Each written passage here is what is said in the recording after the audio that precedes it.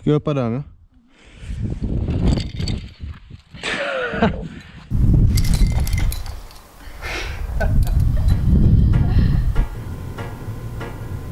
Hey guys, what's up?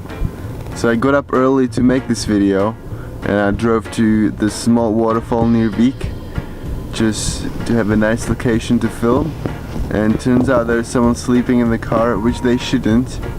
Alright, so I found a better place, a one where there's no one sleeping in their car, so I'm not the asshole waking people up. We've been finally getting some decent weather, as in it might not rain and we might get like 9 degrees sometimes. So we've been making the most out of the weather and we can actually go cragging now. A while ago I said I would do a tutorial on catching falls, but since my girlfriend is only starting out in climbing and we hadn't had much opportunity to practice, if you really want to put a label on this video, it's like a falling practice, catching practice, something like that. But I'm gonna try and point out some tips that are gonna be helpful for everyone, and also give myself and others a reason to actually do a fall practice. The reason I do the fall practice is because I'm still not too comfortable with falling, especially with someone new, and if I'm not gonna trust them, my climbing performance is gonna suffer, which is not what I want, right? First of all, I just want to point out we're not wearing helmets just because we don't have them. I definitely feel a lot less vulnerable with wearing one. So if you have one, please stick it on. You're gonna look less of an ass if your head's not bleeding.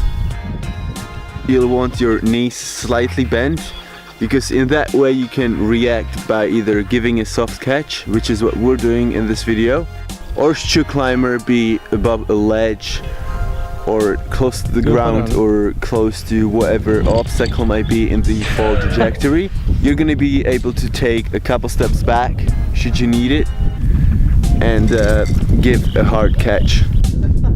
Once I decide, okay, I'm gonna focus on taking some falls this session, I'm like, okay, this is actually gonna be fun. And also there's some great benefits to it. As you get used to catching falls, you'll get better at judging the distance your climber is gonna fall. And because of all this, catching the fall is gonna feel familiar and you're not gonna be freaking out whenever it looks like your climber is gonna fall.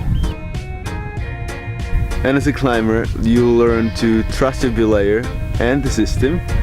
You'll realize that most of your fears when you climb past the bolt are irrational, which is what's happening to me. And you'll be able to focus on climbing more instead of focusing on the what if. I like to start small when I'm doing the fall practice, as in I'll take the fall when I clip above my head, or like clip a down climb a little bit, so I'm basically on top rope, and then start very slowly falling from higher up, go all the way up with the bolt at my feet, which is the part where I'm usually starting to freak out. But if I do this gradually, I'm like, okay, I felt like the last fall I took was with the bolt at my knees. Okay, I can do, oh no shit, it's starting to rain. Alright, so if you do this gradually, it's not gonna feel like a shock, but it's gonna be like a practice. If you guys enjoyed this video, please drop a comment below with whatever you want to see next, and I'll be happy to face some challenges or whatever that may be. And I want to thank you so much for watching, really appreciate it. And I'm gonna go back in the car because it's starting to rain, and I'll see you in the next one.